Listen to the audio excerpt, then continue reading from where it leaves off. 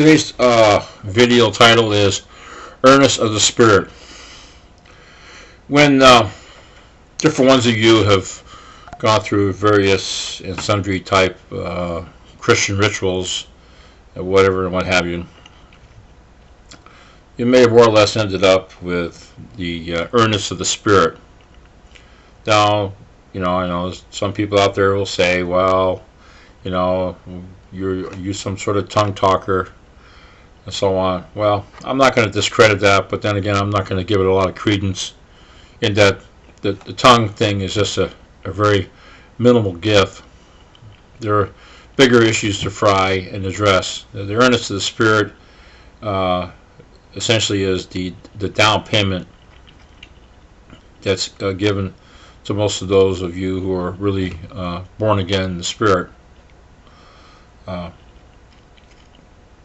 It's as if God is giving you a tithe, giving you a 10% or a tithe in the spirit realm to you.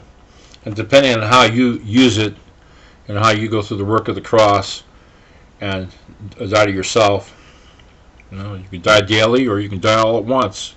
That's what the cross is there for. Whether or not you think you have to go out in public and act a certain way towards this person and that person, well, those are all good things too, and it has a great deal of merit. But it doesn't give you the work of the cross.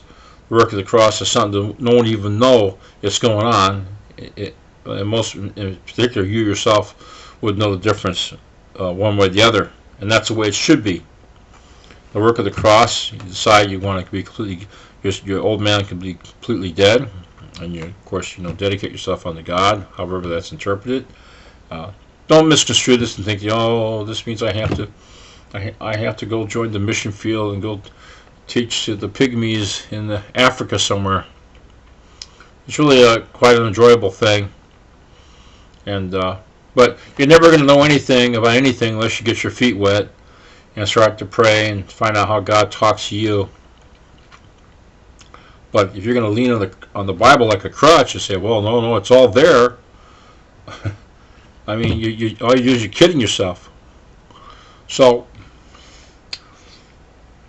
you get the earnest of the Spirit, you get the down payment, you walk, and as you go, then at one point or another, you'll have complete death to your old man, and you'll be given the Spirit without measure, and those very things which are the gifts of the Spirit beforehand, when you only had 10% or the earnest given to you, will now become virtues of the new soul.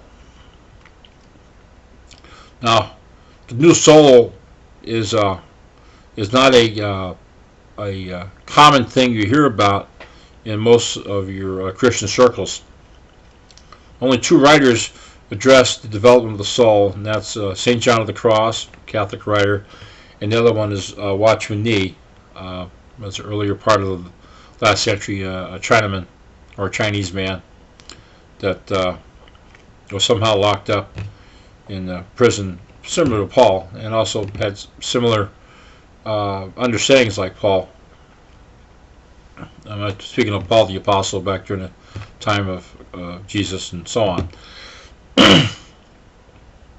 So these people would talk about the soul being like a pane of glass, and that the Spirit would come through it, and that the soul would be subservient to the Spirit. And of course, there's the types and shadows of this having to do with the elders shall serve the younger. But there comes a time in which, and as Paul says, unless a grain of wheat fall to the ground and die, it will not bear fruit. Well, you could refer to us symbolically as grains of wheat, or living stones, or mushrooms. I don't know if I want to say mushrooms. That might get misconstrued the wrong way. But anyway, living stones or grains of wheat. And when we die, we bring forth fruit. And here again, the fruit is not you or I or somebody else talking ever so sweetly. When fruit has to do with manifestation of power in one form or another. Not necessarily the power that has to scream and holler in a church and lay hands on people and people will be slain and carry on, but just everyday stuff and that.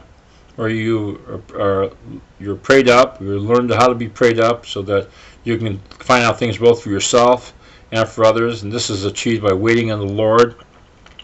It's a full-time job. Initially, at first, it's hard, to do it and sit still. And ultimately, the most important thing is to sit still in your mind, and to say always have to sit still in your body. Yes, during the process you could be upset about things and be heavily involved in your work or play or pursuits of anger or whatever you're involved in, and still be waiting on the Lord. And that way you can discern what has to be discerned in terms of expressing something to do with miracles, healings, or healings by himself. Miracles and healings are two different things. Miracle is a sped up form of healing. It's instantaneous healing. The other one is the word of knowledge about someone's problem, but why they're having the problem, and either you let them know or you find out for yourself. I mean, there's a whole panacea of different options and deployments that can be used. So your earnest of the Spirit is a down payment. It's almost as if God is tithing back to you, and as you give more to Him, you also give a tithe too. But really, what it means is that you should give more and more of yourself, tithe more of yourself, not just the money.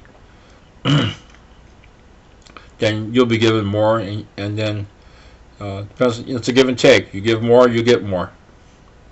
Give a little. This is the best deal on the planet. This is give a little and get a lot. Anyway, enough said.